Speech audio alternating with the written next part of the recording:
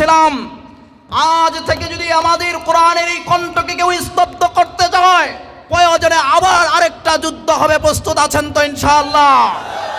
কাউকে ছাড় দিয়ে মুসলমান কথা কয় না। মুসলমানরা তো সেই জাতি, মাত্র 313 জন সাহাবায়ে কেরাম হাজারের অধিক কাফের মুশরিকদের মাঝে বিজয় অর্জন করেছে, ঠিক কিনা বলেন? এক খালিদ বিন ওয়ালিদের কারণে গোটা কাফের জগৎ, সমস্ত কাফেররা থরথর করে কাঁপতো, ঠিক কিনা বলেন? মুসলমানরা তো সেই জাতি। আপনারা নিশ্চয়ই জানেন, শাহজালাল মুজাররাদে ইয়ামানি রহমাতুল্লাহ আলাইহি সিলেটের জমিনের মধ্যে আসলেন। শাহজালাল মুজাররাদে ইয়ামানি রহমাতুল্লাহ আলাইহি সিলেটের জমিনের মধ্যে আসলেন।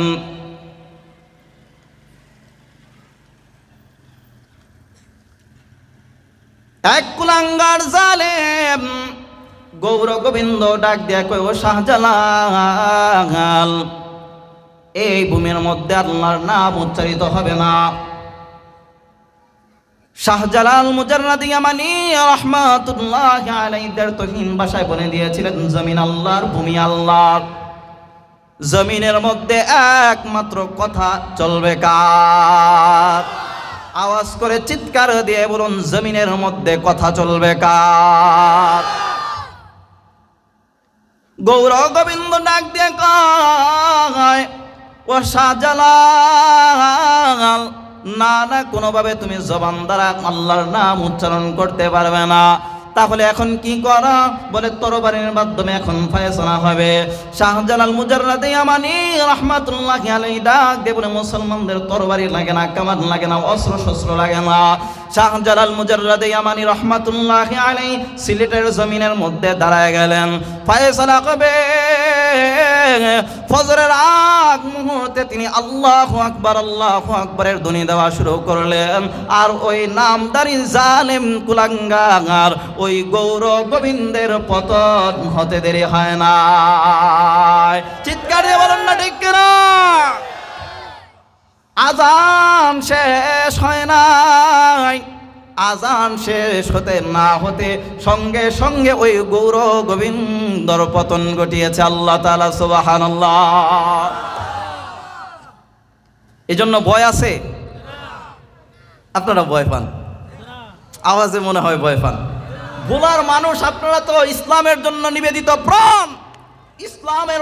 ইসলামের উপরে আঘাত আসলে সর্বপ্রথম এই ভোলার মানুষ দাঁড়িয়ে যায়, ঠিক কিনা বলেন?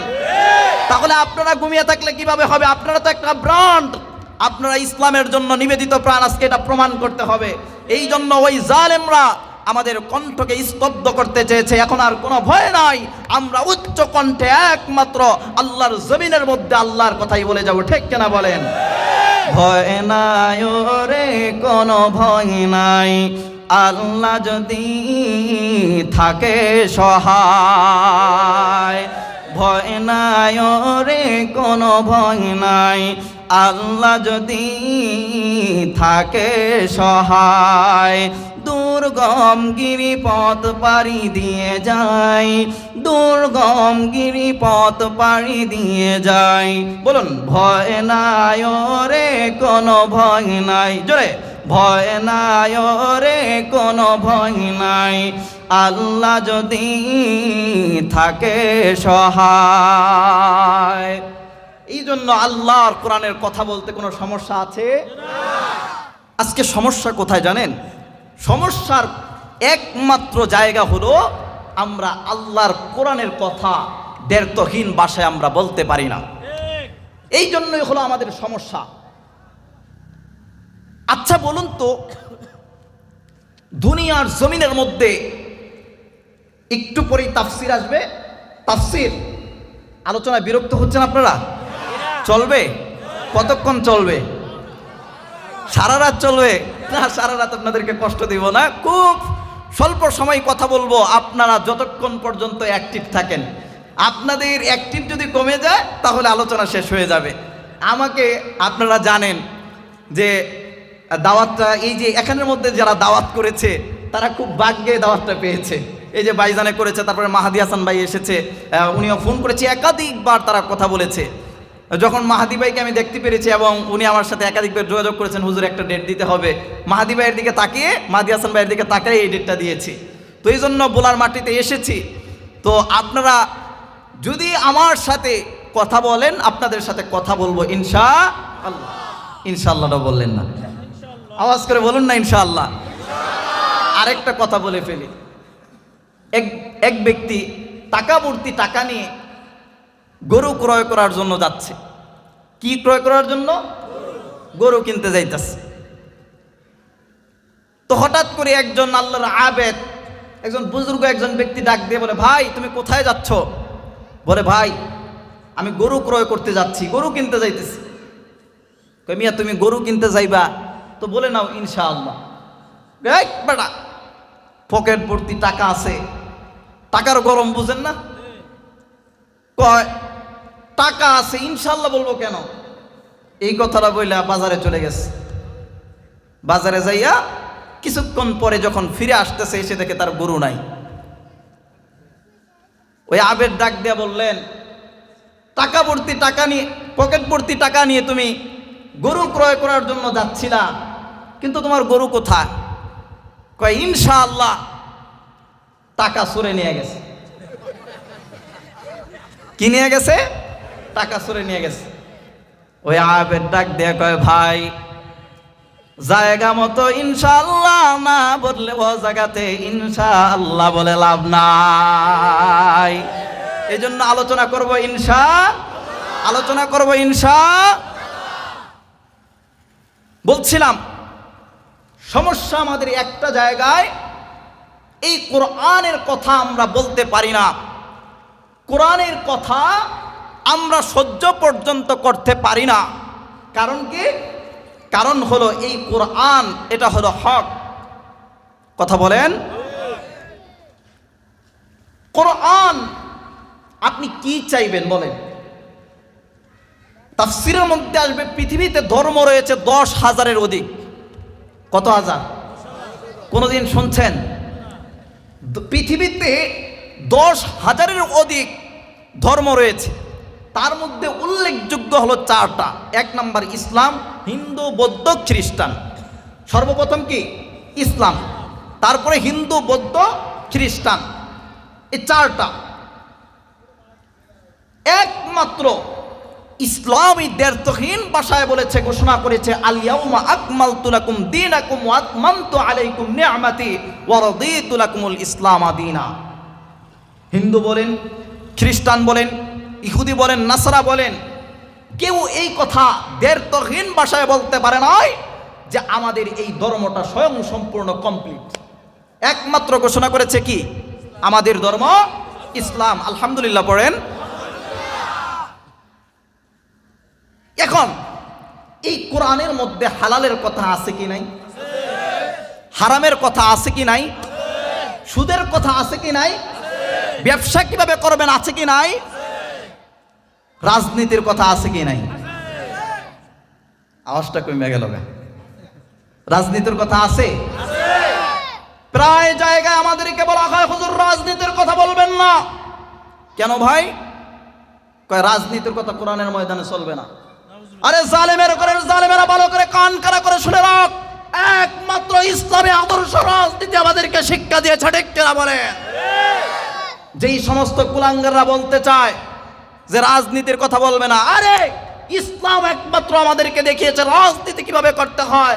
আমাদের প্রিয় নবীজি সাল্লাল্লাহু আলাইহি ওয়াসাল্লাম রাজনীতি করেছেন। হযরতে আবু বকর, হযরতে ওমর, হযরতে উসমান, হযরতে আলী রাজনীতি করেছেন, গোটা বিশ্বকে তাক লাগিয়ে দিয়েছেন। ঠিক কিনা বলেন? তাইলে তুমি কি চুদুর বুদুর একজন ব্যক্তি হয়ে তুমি বলো রাজনীতির কথা বলা যাবে না? তার মানে তুমি বুঝাইতে চাও যে ইসলামটা স্বয়ং সম্পূর্ণ নয়। ইসলামটা স্বয়ং সম্পূর্ণ নয়, এটা বোঝাতে চায়। তুমি সব মানবা, কিন্তু ইসলামের কথা তুমি মানতে পারবা না কেন বলুন তো? ইসলামের মধ্যে আওয়াজ করে উচ্চ কণ্ঠে বলতে হবে রাজনীতির কথা আছে কি নাই? আরে রাজনীতি করতে হলে তো তারা দুর্নীতি করতে পারবে না। এই কথা বলে দিয়েছে কে? আল্লাহর কোরআন বলে দিয়েছে। দেশের টাকা পাচার করতে পারবে না, একমাত্র বলেছে কি? এই আল্লাহর কোরআন বলে দিয়েছে। তাহলে ওরা বলে রাজনীতির কথা বলবেন না হুজুর, রাজনীতির কথা বলবেন না। তাহলে তারা কি বোঝাতে চায়? কারণ থলের বিড়াল বের হয়ে যাবে। আরে কথা কয় না, থলের বিড়াল বের হয়ে যাবে। যার কারণে বলে হুজুর রাজনীতির কথা বলবেন না।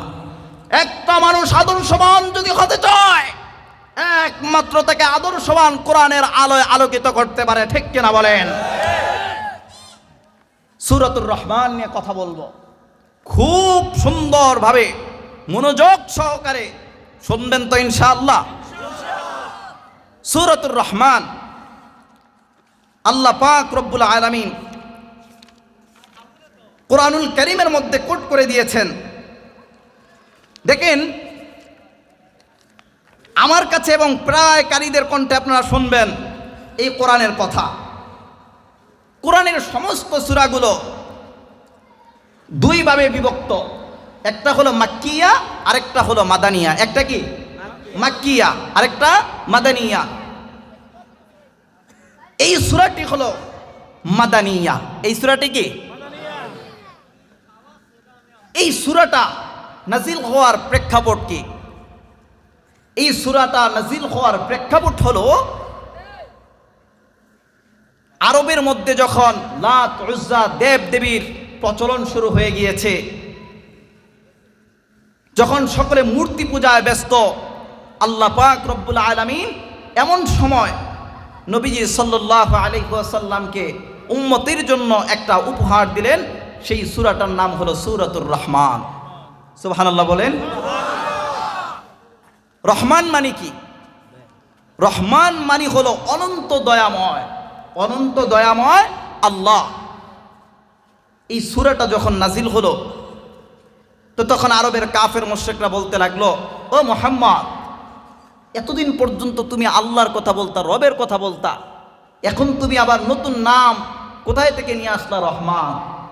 তারা জানে, তারা খুব ভালো করে জানে যে রহমান যদি আমরা স্বীকার করে নেই তাহলে আমরা লাত উজ্জা দেব দেবীদের কথা আমরা বলতে পারবো না, বাপ দাদার কিচ্ছা কাহিনী বলতে পারবো না। কারণ কি? কারণ এতদিন পর্যন্ত মানুষ থেকে ধোঁকাবাজি করে যে টাকা নিয়েছি, মানুষের থেকে ধোঁকাবাজি করে যে অন্যায় হারাম বক্ষণ করেছি, এখন যদি জাহির হয়ে যায় তাহলে পিঠের চামড়া থাকবে না। কথা কয় না? চামড়া থাকবে? তারা জানে রহমান আল্লাহ পাক রব্বুল আলামিন এই সূরা দিয়ে আল্লাহ পাক রব্বুল আলামিন লাত উজ্জা সমস্ত মানুষের এই মুখোশকে উন্মোচন করে দিয়েছেন। নবীজি সাল্লাল্লাহু আলাইহি ওয়াসাল্লাম সূরাতুর রহমান সাহাবায়ে কেরামদের সামনে যখন তেলাওয়াত করতেছেন, ও সাহাবায়ে কেরাম, এই উঠাউঠি করতেছে কেন? বলার মানুষ, আমি কিন্তু এগুলো দেখতে পারি না। উঠাউঠি করলে বয়ান ছেড়ে দিব। কি কোরআনের কথা আপনাদের কাছে খারাপ লাগতেছে? হাই রে, এই মানুষের সফলতা কিভাবে আসবে? কোরআনের কথা হচ্ছে আর উঠে যাচ্ছে, একটু ধৈর্য নাই। এই কোরআন পড়তেও জানে না, আবার কোরআনের কথা শুনতেও পারে না। বলুন তো, আমাদের মতো কপাল পোড়ার কেউ আছে? আওয়াজ করে বলুন, আছে? প্রথমে ওয়াদা দিয়েছেন যে শেষ পর্যন্ত থাকবেন। কারা কারা থাকবেন আরেকটু ওয়াদা করেন। লিল্লাহি তাকবীর, লিল্লাহি তাকবীর। আল্লাহ আমাদের সবাইকে কবুল করুক, সকলে বলি আমিন। সম্মানিত ভাইয়ের আমার, এবার পয়গম্বরে আরবি সাল্লাল্লাহু আলাইহি ওয়াসাল্লাম সাহাবায়ে কেরামদের সামনে সূরাতুর রহমান তেলাওয়াত করে শোনান। সাহাবায়ে কেরামদের সামনে যখন সূরাতুর রহমান তেলাওয়াত করেন, বারবার বারবার বারবার আল্লাহ পাক রব্বুল আলামিন এই সূরার মধ্যে একটা আয়াত দিয়েছেন, ফাবিআইয়ি আলাই রাব্বিকুমা তুকাযযিবান।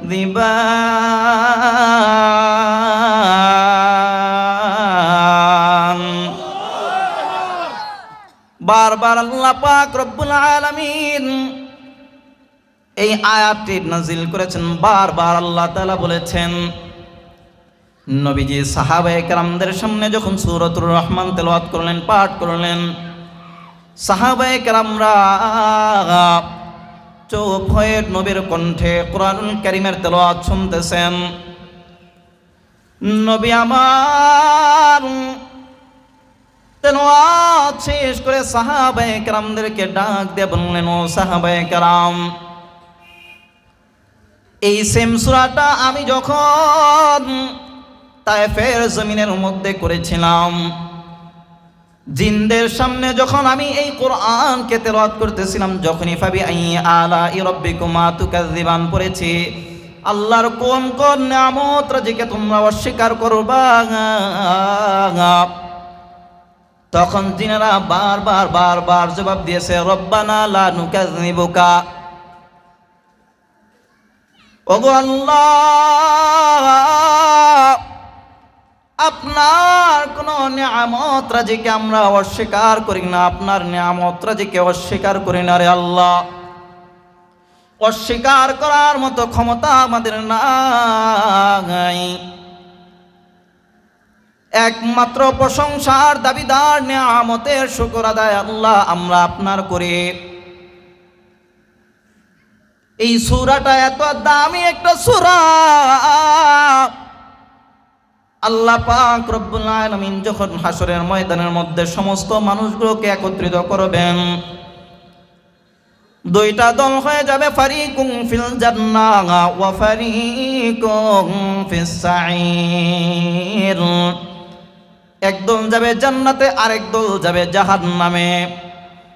জান্নাতীদেরকে আল্লাহ পাক রব্বুল আলামিন ডাক দিয়ে বলবেন, জান্নাতবাসীরা বলো, দুনিয়াতে আমি আল্লাহ তোমাদেরকে যে প্রতিশ্রুতি দিয়েছিলাম, যে নাজ নিয়ামতের কথা বলেছিলাম, বলো বলো তোমরা কি সেই নাজ নিয়ামত এবার বুঝে পেয়েছো কিনা?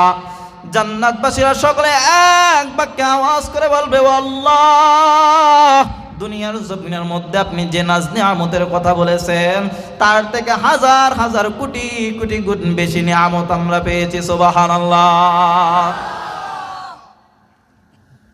আল্লাহ পাক রব্বুল আলামিন জান্নাতবাসীদেরকে যখন এই কথা জানাই দিবেন, তোমরা তোমাদের সমস্ত নিয়ামত রাজি বুঝে পেয়েছ, আমি আল্লাহ তোমাদের সঙ্গে যে প্রতিশ্রুতি দিয়েছিলাম তা তোমরা বাস্তব প্রতিফলন পেয়েছ, বলো বলো তোমাদেরকে কি আর কোনো চাহিদা আছে কিনা, আর কোনো চাওয়া আছে কিনা? পিছন থেকে একজন ব্যক্তি দাঁড়িয়ে যাবে, আল্লাহ পাক রব্বুল আলামিনকে ডেকে বলবে, ওদের মালিক আল্লাহ, আপনি যে প্রতিশ্রুতি দিয়েছেন, আপনি যে প্রতিশ্রুতি আল্লাহ আমাদেরকে দিয়েছিলেন, আল্লাহ সব পেয়েছে, কিন্তু একটা প্রতিশ্রুতি এখনো পর্যন্ত পূর্ণ হয় নাই। একটা আল্লাহ নিয়ামত এখনো পর্যন্ত আমরা পাই নাই। আল্লাহ পাক রব্বুল আলামিন তখন বলবেন, ও বান্দা বলো, কি এমন প্রতিশ্রুতি, কি এমন নিয়ামত যেটা এখনো পর্যন্ত পূর্ণ হয় নাই, বলো বলো। এবার ওই ব্যক্তিরা দাঁড়িয়ে বলতে থাকবে, ওগো আল্লাহ, দুনিয়ার জমিনের মধ্যে আল্লাহ গভীর রজনীতে তাহাজ্জুদের মুসল্লার মধ্যে দাঁড়িয়ে গিয়েছি, মানুষগুলো যখন সকলে ঘুমিয়ে যায়, আয় আল্লাহ আমরা না ঘুমাই, আল্লাহ ঠান্ডা পানি দিয়ে ওযু বানায়া নামাজের মুসল্লার মধ্যে দাঁড়িয়েছিলাম, আয় আল্লাহ শীতের কারণে আল্লাহ অনেকে আল্লাহ বিছানা থেকে আল্লাহ প্যান্ডেলের মধ্যে আসে নাই, তোমার কোরআনের বাণী শোনার জন্য এই উত্তর ফুলবাগে চাপ ময়দানের মধ্যে ছুটে এসেছি। আয় আল্লাহ, একমাত্র আমাদের নিয়ত, একমাত্র আমাদের তামান্না, আমাদের দিলের বড় তামান্না তোমাকে পাওয়ার, তোমাকে না দেখিয়া তোমাকে বিশ্বাস করেছি রে আল্লাহ, এখনো পর্যন্ত তোমাকে দেখা হয় নাই। আয় আল্লাহ, দুনিয়ার কোন নিয়ামত চাই না, চাই না, চাই না, এই মুহূর্তে একমাত্র একটা নিয়ামত চাই, সেটা হলো আল্লাহ তোমার দিদার। চিৎকার দিয়ে বলুন আল্লাহু আকবার। আল্লাহ পাক রব্বুল আলামিন ফেরেশতাদেরকে ডাক দিয়ে বলবেন, ও ফেরেশতারা, ঠিক আছে, আমার বান্দারা দুনিয়ার জমিনের মধ্যে আমি আল্লাহকে না দেখিয়া, আমি আল্লাহকে বিশ্বাস করেছে, আমি আল্লাহর উপরে ঈমান এনেছে, আমি আল্লাহ আমার এই বান্দাদেরকে আজকে মাহরুম করব না, আমি আল্লাহ বঞ্চিত করব না। বিশাল বড় একটা প্যান্ডেল তৈরি করো। আজকে আমরা এই প্যান্ডেলের মধ্যে এসেছি আল্লাহর কোরআন শোনার জন্য। সেদিন আল্লাহ পাক রব্বুল আলামিন আল্লাহ তাআলার নিজের কণ্ঠে, কুদরতে কণ্ঠে সেদিন আমাদের জান্নাতবাসী সকলের সামনে সূরাতুর রহমান নিজ কণ্ঠে তেলাওয়াত করবেন। চিৎকার দিয়ে বলুন সুবহানাল্লাহ। আল্লাহর কোরআনের বাণী শুনতে চান? মাইকটা দিয়ে কথা বলতে অনেক কষ্ট হচ্ছে, গলা একবারে শুকিয়ে ফেলছে। আমি খুব ভয় পাচ্ছিলাম যে আসলে এখানে কি অবস্থা হয়। আমি বারবার বলেছিলাম এখানে কে আছে, অনেকে বলেছিলাম যে মাইকটাকে যেন ভালো দেয়, কারণ প্রতিনিয়ত প্রোগ্রাম করতে হয়। আজকে এখানে কণ্ঠটা শেষ হয়ে গেলে বলুন আগামীকালকে কি হইব? উপায় আছে আর কোনো?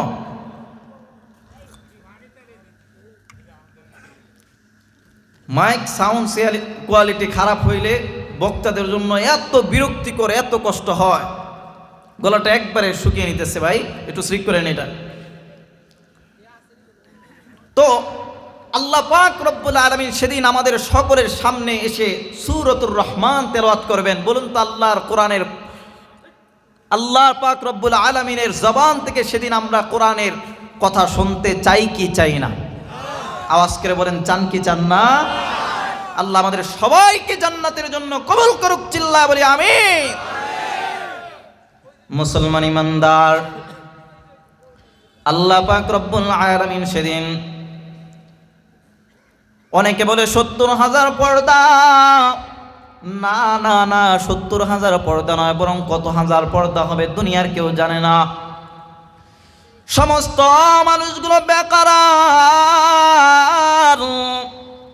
সমস্ত মানুষগুলো যখন দিতে খারাপ, আয় আল্লাহ আপনাকে দেখতে চাই, আপনার দিদার পেতে চাই রে আল্লাহ। আল্লাহ পাক রব্বুল আলামিন হাজার হাজার পর্দাকে ভেদ করিয়া মাত্র একটা ঝিলিক দিবেন। দেখবেন মাঝে মধ্যে যখন বৃষ্টি আসে তখন বিজলি চমকায়, মাত্র একটা আলো দিবেন। এই আলোটা দেখার পর জান্নাতবাসীরা পাগল পারা হয়ে যাবে। জান্নাতবাসীরা বড় দিদা খারাপ, আহারে কি জিনিস দেখলাম, কি এমন নূরের তাজাল্লি দেখলাম। আর এটা দেখার পর, এই বিজলিটা দেখার পরে এক নয় দুই নয়, হাজার হাজার কোটি কোটি বছর পার হয়ে যাবে। চিৎকার দিয়ে বলুন সুবহানাল্লাহ। এরপরে স্বয়ং আল্লাহ পাক রব্বুল আলামিন আমাদের মাঝে আসবেন। আল্লাহ পাক রব্বুল আলামিন তখন সকলের সামনে এসে নিজের নূরের তাজাল্লি আমাদের সামনে ওপেন করে দিবেন। জান্নাতবাসীরা পাগল পারা হয়ে আল্লাহকে দেখতে থাকবে। আয় আল্লাহ, তোমাকে দুনিয়ার জমিনের মধ্যে দেখি না, তোমাকে না দেখিয়া তোমার উপরে ঈমান এনেছি, তোমার কালামকে বুকের মধ্যে জড়িয়ে নিয়েছি। যখনই তোমার কথা মনে পড়েছে আল্লাহ, কোরআনকে বুকের মধ্যে জড়িয়ে নিয়েছি আর কোরআনের মধ্যে চুমু খেয়েছি রে আল্লাহ।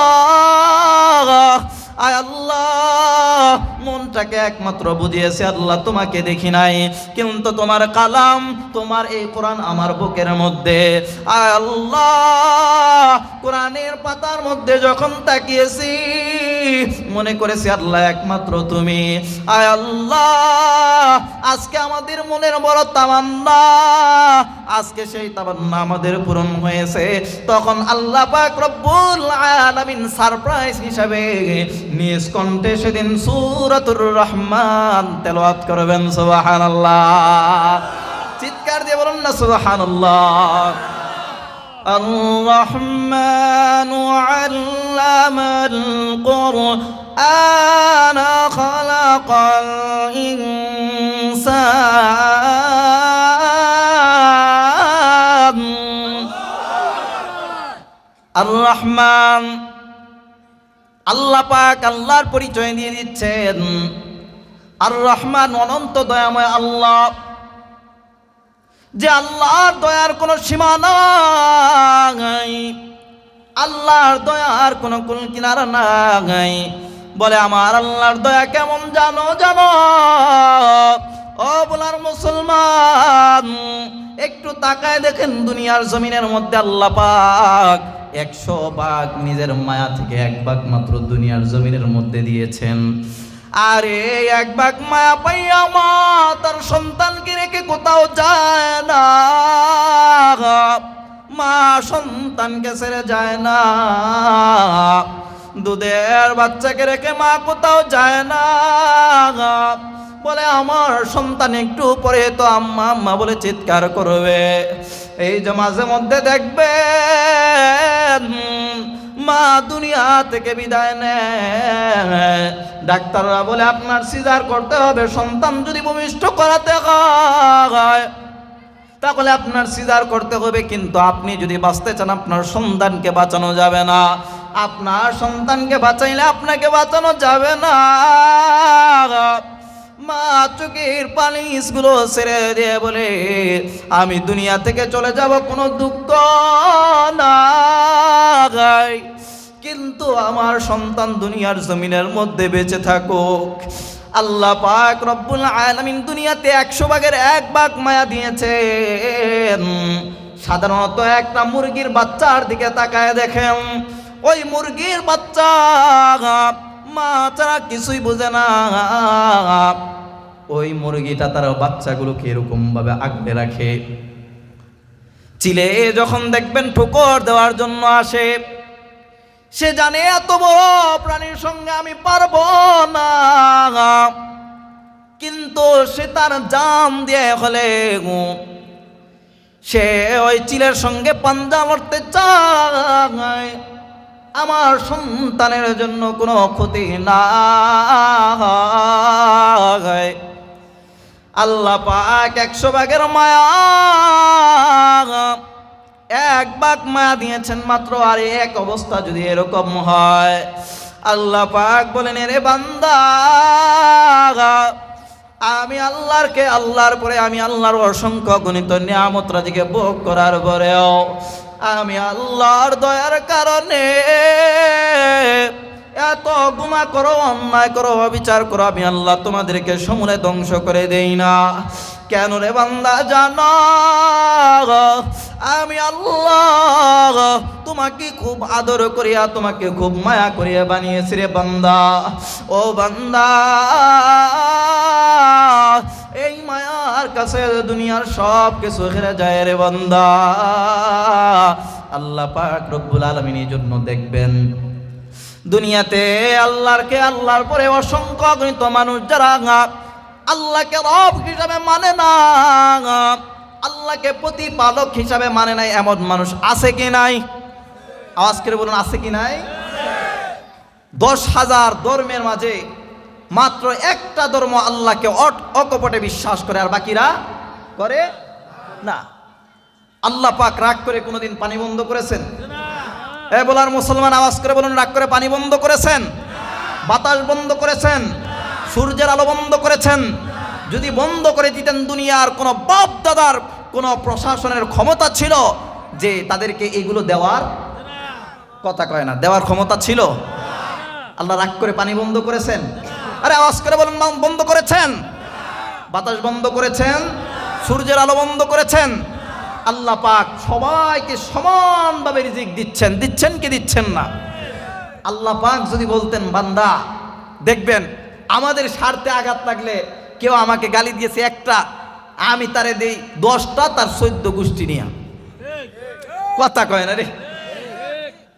আমরা তার 14 গোষ্ঠীকে নিয়ে গালি দেই, স্বার্থে আঘাত লেগেছে প্রতিশোধ নেওয়ার জন্য সোচ্চার হয়ে যায়। কিন্তু আল্লাহ পাক কি কোনোদিন প্রতিশোধ নিয়েছেন দুনিয়াতে? সবাইকে সমানভাবে আল্লাহ তাআলা রিজিক দিচ্ছেন। রাগ করে পানি বন্ধ করে নাই, বাতাস বন্ধ করে নাই। তবে আল্লাহ জানায় দেন, দরা দুনিয়ার জমিনের মধ্যে হবে না রে বান্দা, দরা একদিন হবে তোমাকে আখিরাতের মধ্যে। আমি আল্লাহর নাম হলো এখন রহমান, আমি আল্লাহর নাম হলো রহিম, আমি আল্লাহর নাম হলো গফফার। সেদিন আমি আল্লাহ পাক রব্বুল আলামিনের নাম রহমান হবে না, রহিম হবে না, গফফার হবে না, সেদিন আমি আল্লাহর নাম হয়ে যাবে কাহ্হার। আল্লাহ পাক রব্বুল আলামিন দুনিয়ার জমিনের মধ্যে যেই সমস্ত কুলাঙ্গারগুলো, নাফরমানগুলো, জালেমগুলো আল্লাহর পরে দুনিয়ার জমিনের মধ্যে অবাধ্যতার মধ্যে লিপ্ত ছিল, সেদিন আল্লাহ পাক তাদের জন্য রহমান হবে না, রহিম হবে না, গফফার হবে না, আল্লাহ পাক সেদিন হয়ে যাবে কাহ্হার, রাগে রাগান্বিত হয়ে যাবে। আমার আল্লাহ পাক রব্বুল আলামিন সেদিন তাদেরকে প্রতিশোধ নেওয়ার জন্য যথেষ্ট হয়ে যাবে। মুসলমান ইমানদার আল্লাহর গোলাম, আল্লাহ পাক বললেন রহমান, আমি আল্লাহর 1 নম্বর পরিচয় আর রহমান, মনন্ত দয়াময় আমি আল্লাহ। 2 নম্বর আল্লামাল কুরআন খলাকাল ইনসান, আমি আল্লাহর পরিচয় হলো আমি আল্লাহ মানুষকে কোরআন শিক্ষা দিয়েছি। এরপরে আল্লাহ পাক রব্বুল আলামিন জানায় দেন খলাকাল ইনসান, আমি আল্লাহ মানুষ সৃষ্টি করেছি। এই 2টা আয়াতের পারস্পরিক একটা কথা দেখেন। আল্লাহ পাক প্রথমে বললেন আল্লামাল কুরআন, কোরআন শিক্ষা দিয়েছি, আগে মানুষ সৃষ্টি করেছি। এখন বলুন তো, মানুষ না হলে কোরআন পড়বে কারা? মানুষ না হলে কোরআন পড়তে পারবো আমরা? কোরআন সৃষ্টি করেছিনি আল্লাহ মানুষের জন্য, কিন্তু আল্লাহ বললেন আগে আমি কোরআন শিক্ষা দিয়েছি, তারপরে মানুষ সৃষ্টি করেছি। আল্লাহ কি বোঝাতে চান? আল্লাহ পাক রব্বুল আলামিন জানায় দেন, তুমি প্রশাসন হয়েছ, তুমি এমপি হয়েছ, মন্ত্রী হয়েছ, তুমি পাইলট হয়েছ, ইঞ্জিনিয়ার হয়েছ, অনেক বড় শিক্ষিত হয়েছ, আল্লাহ বলেন তুমি আমার কাছে মানুষ না, আমার কাছে ওই ব্যক্তি মানুষ যার মধ্যে আছে আমার কোরআন। কথা কয় না? আওয়াজ করে বলেন ঠিক কিনা? যত বড়ই দাপটশালী দেখান, কয় হুজুর আপনি বয়ান করেন, আপনার থেকে কি বয়ান কম জানি? হুজুর সুদের কথা বলেন। আরে হুজুর আপনি সুদের কথা বলেন, আমি সুদ খাই। আপনি জানেন আমি আবার গভীর রজনীতে আল্লাহর কাছে দোয়াও করি। আরে এরকম মানুষ আছে কি নাই?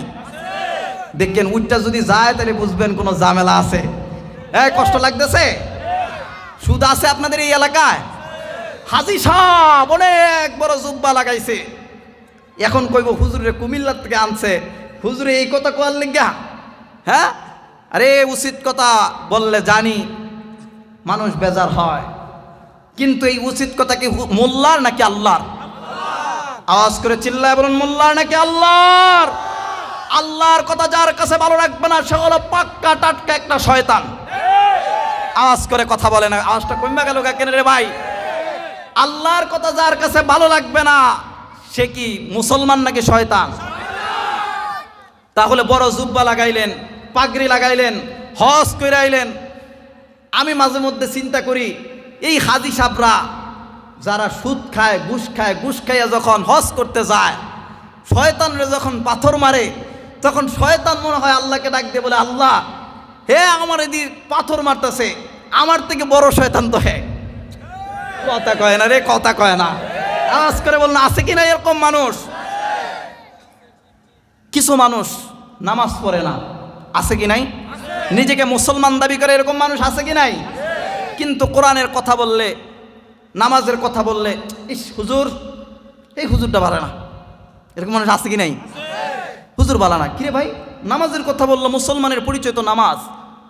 নামাজ হলো ফরজ বিধান। আল্লাহ এই নামাজকে আপনার আমার উপরে সবচেয়ে বড় বিধানের নাম হলো ফরজ। নাম কি? আওয়াজ করে বলুন, সবচেয়ে বড় বিধানের নাম ফরজ। নামাজ ফরজ করেছেন আল্লাহ পাক রব্বুল আলামিন। তো নামাজের কথা মোল্লা যখন বলে তো আপনার কাছে তখন খারাপ লাগে, কারণ কি? নামাজ পড়েন না দেখে। হুজুর নামাজ না পড়লে কি হইব? ইমান ঠিক আছে। কয় কি কয় না? নামাজ না পড়লে কি হইব? আমার ইমান পাক্কা টাটকা। আপনার কাজ আপনি করেন, আমার কাজ আমি করব। আহা কপাল পরা মুসলমান, মনে রেখো মোল্লার কাজ হলো তোমার কান পর্যন্ত পৌঁছে দেওয়া। কাল কিয়ামতের ময়দানে আল্লাহর আদালতে আল্লাহর কাঠগড়ায় তোমাকে দাঁড়াতে হবে, ঠিক কিনা বলে? কত বড় শয়তান, কত বড় জালেম হলে, কত বড় মুনাফিক হলে এই কথা বলতে পারে? হুজুর নামাজ না পড়লো ইমান ঠিক আছে, নাউযুবিল্লাহি মিন যালিক। মুসলমান দাবি করে, মুসলমান দাবি করার পরে এই কথা তোমার জবান দিয়ে বের করে লজ্জা হয় না তোমার? একদিন আমি জুমার খুতবা দিতেছি, বয়ান করতেছি, তো এক সভাপতি দাঁড়ায় গেলেন। শেষে আমাকে বললেন, আমি বয়ানটা করেছিলাম এরকম, এই যে দেখেন এখানের মধ্যে অনেক বাচ্চা পোলাবেন আছে, আছে কি নাই? বাজে কয়টা? বাজে হলো 9:56, 10টা। আচ্ছা, এই বাচ্চাগুলো এখন তাদের কি অচ্ছনার সময় নাকি ঘুমানোর সময়? কিন্তু তারা না ঘুমিয়ে এখানের মধ্যে এসেছে। বলুন তো এটা ভালো হয়েছে নাকি খারাপ হয়েছে? কারণ যেই বাচ্চার কানের মধ্যে আল্লাহর কোরআনের কথা বুঝবে না, আগামী প্রজন্মে এই বাচ্চারা মূর্খ ছাড়া আর কিছু হতে পারে না। আওয়াজটা কম লোকে। আপনি কি চান না যে আপনার একটা সন্তান আপনি মৃত্যুবরণ করার পর, এই কথাটা আরো পরে বলবো, সে কবরের পাশে গিয়ে আপনার জন্য একটু দোয়া করুক, কোরআন পড়ুক, চান না? তাহলে এই কোরআনের শিক্ষাই তো আপনি তাকে দিচ্ছেন না, তাহলে কিভাবে আপনি চাইলেন? মুখে এক, ভিতরে আরেক, উপরে দিয়া ফিটফাট, নিচে দিয়া আমি কই নাই, কিন্তু আপনারা গেছেন।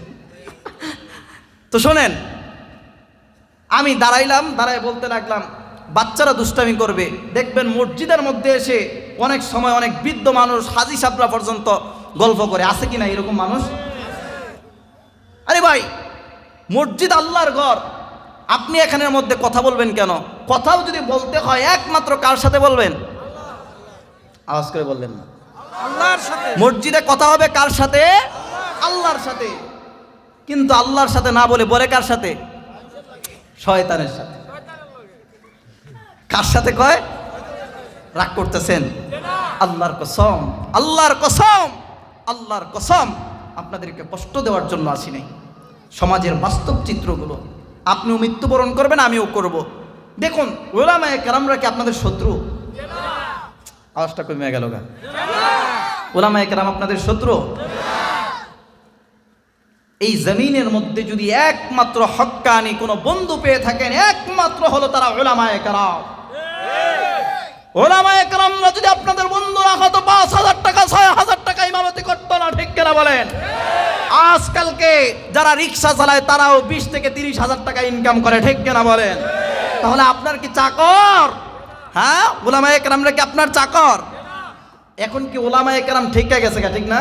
যে হুজুরে 5,000 টাকা 6,000 টাকার ইমামতি করে, হুজুর আমার কাছে ধরে, আরে আমার বাড়িতে খায়, হ্যাঁ হুজুরে আমি খাওয়াই। এই রে বেটা, উলামায়ে কেরামরা যদি না থাকতো, প্রত্যেকেই জাহান্নামের গর্তের মধ্যে পড়ে যেত, ঠিক কিনা বলেন? তাহলে এবার বলেন তো, উলামায়ে কেরামরা কি আপনাদের বন্ধু নাকি শত্রু? এটা মনে থাকবো নি? এনতে বের হলে মনে থাকবো না? আলহামদুলিল্লাহ, আমি আপনাদের কথা বলছি না, অনেক জায়গায় এরকম আছে, মিডিয়া আছে, প্রচার হবে, অসংখ্য অগণিত জায়গার মধ্যে উলামায়ে কেরামদেরকে গোলামের মতো ব্যবহার করে। কি আছে কি নাই? আহারে, আপনি উঠেন কয়টায়? ধরেন যারা ফজরের নামাজ পড়েন, আমি তো এখানে পরীক্ষা করবো না যে কারা কারা পড়েন, যারাই পড়েন অধিকাংশ মানুষ আলহামদুলিল্লাহ বৃদ্ধ বাবাজিরা আছেন, আমার বিশ্বাস আপনারা নামাজ আদায় করেন। ফজরের সময় আপনারা উঠেন, আপনারা যখন উঠেন, যেরকম আজকে আমি উঠেছি প্রায় 4:50 মতো, 4:50 বা 45 এরকম হবে। তো 4:45 যদি উঠি, তখন ওইটা তাহাজ্জুদের নামাজ আদায় করলাম, তারপরে আজান হলো, নামাজ আদায় করলাম, আর কিন্তু ঘুম নাই। অথচ কিন্তু আপনি 1 ঘন্টা ঘুমাইলেন, মাঝখানে সময় পাইছেন, কিন্তু আপনার আগে যিনি মসজিদের মাইকে মাইকে আসসালাতু খায়রুম মিনান নাওম বলেছে, তিনি কে? মুয়াজ্জিন। সেই মুয়াজ্জিন আপনার আগে উঠেছে। কেন উঠেছে? একমাত্র টাকার লোভে না, একমাত্র আপনাকে আমাকে জাহান্নাম থেকে বাঁচাতে। কথা বলেন প্রিয় ভাইয়ের আমার, রাগ করবেন না। আমি বলছিলাম, মসজিদের মধ্যে এসে অনেক সময় বাচ্চারা কথা বলে, তাদেরকে বুঝিয়ে দেন। অনেকে বলে কি, দেখবেন অনেক মাতবর আছে, মসজিদের মধ্যে কথা বলাস, গাড় ধাক্কা দিয়ে বের করে দেয়। আমি তখন বলেছিলাম, আপনি হাজী সাহেব হতে পারেন, আপনি অনেক বড় আবেদ হতে পারেন, অনেক বড় বুজুর্গ হতে পারেন, আপনি তাকে গাড় ধাক্কা দিয়ে মসজিদ থেকে বের করে দিবেন, আল্লাহ আপনাকে গাড় ধাক্কা দিয়ে মসজিদ থেকে বের করে দিবে, জান্নাত থেকে বের করে দিবে, ঠিক কিনা বলেন? আপনি মসজিদ থেকে একটা বাচ্চাকে, তরুণ প্রজন্মকে আপনি ধাক্কা দিয়ে বের করেছেন, সে কি আর মসজিদে আইব?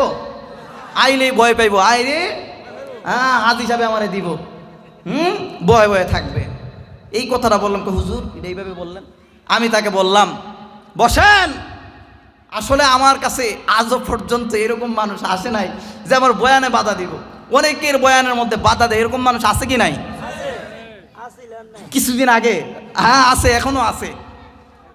এক স্বৈরাচার, দেখেন এক স্বৈরাচার বিদায় হয়েছে, মিজানুর রহমান আজারি সাহেবকে চিনেন আপনারা? আওয়াজে মনে হয় চিনেন না।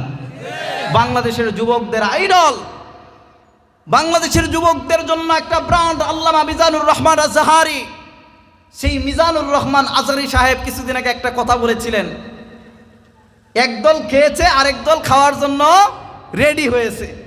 এই কথাটা কেন বলল? হায় হায়, উনি কি বলুন তো এই কথার ভিতরে কারো নাম নিয়েছেন?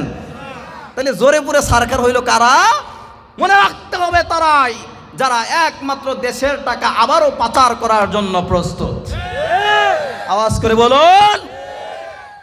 আপনার আমার কপালের মধ্যে ততদিন পর্যন্ত শান্তি লেখা নাই, যতদিন পর্যন্ত তন্ত্রমন্ত্র আর মানুষের বানোয়াট আদর্শ দ্বারা সমাজনীতিকে আমরা পরিচালনা করব, ততদিন পর্যন্ত শান্তি নাই। শান্তি একমাত্র আছে ইসলামের মধ্যে, ঠিক কিনা বলে? ইসলাম ছাড়া আর অন্য কোথাও শান্তি, যদি কেউ বলে ইসলাম ছাড়া অন্য কোথাও শান্তি আছে, মনে রাখতে হবে সে টাটকা একটা শয়তান, টাটকা একটা। আওয়াজ করে বলুন সে কি? যেটা বলবো না মনে রাখবেন বেজাল আছে, সে কি কোন? শয়তান। এখন মিজানুর রহমান আজহারি সাহেব বললেন, আপনাদের জ্বলে পড়ে ছালখার হয়ে যাচ্ছেন, বুঝেন তো এক স্বৈরাচার বিদায় হয়েছে, ওই স্বৈরাচারের আমলে এত পরিমাণ মাহফিলে বাধা হয় নাই, আজকে ওই স্বৈরাচারেরা কিন্তু এখন নাই, দেশ ছেড়ে পালাইছে। কিন্তু এখন নতুন করে যারা বাধা দিচ্ছে ওরা কারা? মনে রাখতে হবে ওরা হলো স্বৈরাচারের দোসর, ঠিক কিনা বলে? শান্তি যদি পেতে চান আছে ইসলামের মধ্যে। এখনো পর্যন্ত যদি আপনি আমি সতর্ক না হই, মনে রাখতে হবে এক স্বৈরাচার তৈরি করেছে আয়নাঘর। কথাটা বুঝতে পারছেন? কি করেছিল? আয়নাঘর। এখন যে কোন ঘর আইব আপনার আমার কপালে একমাত্র আল্লাহ ছাড়া আর কেউ জানে? আরে আওয়াজ করে বলেন, আল্লাহ ছাড়া আর কেউ জানে? আপনার আমার দাড়ি আছে, টুপি আছে, পাঞ্জাবি পরি, আল্লাহর ইবাদত করি, নামাজ পড়ি, কিন্তু ইসলামকে বিজয় করার জন্য যখন ডাক আসে তখন আপনাকে আমাকে খুঁজে পাওয়া যায় না। কথা কয় না রে? কি খারাপ লাগতেছে কথাগুলো? খারাপ লাগলেও বলবো, ভালো লাগলেও বলবো, কারণ এই কথা ধরেন আমি আপনার সামনে বললাম আল্লাহর কোরআনের কথা, হক কথাগুলো, আপনার কাছে ভালো লাগে না যে হুজুর এই কথাগুলো বলেন, আমি আপনার কাছে খারাপ হব, ঠিক আছে, আপনার কাছে আমি খারাপ হলাম, কিন্তু আমার আল্লাহ তো বলেছেন যে উলামায়ে কেরাম, যে আলেম কোরআনের এই কথাকে গোপন রাখবে, কাল কিয়ামতের ময়দানে আল্লাহ পাক তার জিহ্বাকে আল্লাহ পাক লোহা গরম করে এখানের মধ্যে তাও দিবেন। তাহলে দুনিয়াতে কথা বললে আপনি বেজার, আর না বললে আমার আল্লাহ বেজার। দুনিয়াতে যদি সন্তুষ্ট করতে হয় কাকে করব? কোন পাতি নেতাকে দেখে ভয় করে কথা বলি না। আমাদের মুসলমানেরা, আমি আমার নিজেকে বিশ্বাস করি আমি একজন ইমানদার, আমি একজন মুমিন। আল্লাহ পাক আমাকে জীবন দিয়েছেন, আবার আমার নামে আল্লাহ পাক মরণের কথাও লিখে রেখেছেন। যখন সময় ফুরিয়ে যাবে তখন আমাকে দুনিয়া থেকে যেতে হবে। তাহলে তোমার মতো পাগল ছাগল, তোমার মতো শয়তান, তোমার মতো জালেমের চোখ রাঙ্গানিতে আমি কেন ভয় পাবো? ভয় পাইতে পারে ওই সমস্ত কুলাঙ্গারেরা যারা হলো জালেম, যারা হলো আলেম নামের জাহেল, যারা হলো আলেম নামের মুনাফিক। চিল্লায় বলতে হবে ঠিক কিনা? প্রিয় ভাইয়েরা আমার, আল্লাহ পাক রব্বুল আলামিনের এই কোরআন ছাড়া আপনার আমার মুক্তির আর কোনো পথ আছে? একটু সেটআপ ইয়ে করে দেন, ভালো করে দেন। এই জন্য সম্পর্ক যদি জুড়তে হয় তাহলে কিসের সাথে জুড়বো? আওয়াজ করে বলেন। আল্লাহ বলছেন আল্লামাল কোরআন খলাকাল ইনসান, কোরআন শিক্ষা দিয়েছি, মানুষ সৃষ্টি করেছি। ওই ব্যক্তি মানুষ যার মধ্যে রয়েছে আল্লাহর কোরআন। বলবেন হুজুর ঠিক আছে আপনার কথা বুঝলাম, আল্লাহ বলছেন, কিন্তু কথা হলো আমি কোরআন পড়ি নাই, আমার সন্তান কোরআন পারে না, তো এই জন্য কি আমি এখন মানুষ হই নাই, আমি কি অমানুষ? না, এটা হচ্ছে আপনার বোঝার ভুল। আপনি কোরআনের সাথে সম্পর্ক রাখতে পারেন নাই। এই যে কোরআনের মজলিসে এসেছেন কিনা, এসেছেন আপনারা? কেন এসেছেন? কোরআনের মহাব্বতে। কোরআন নিজে পড়তে জানেন না, কিন্তু কোরআনের আলোচনা শোনার জন্য এসেছেন। তার মানে আপনি আমি আল্লাহ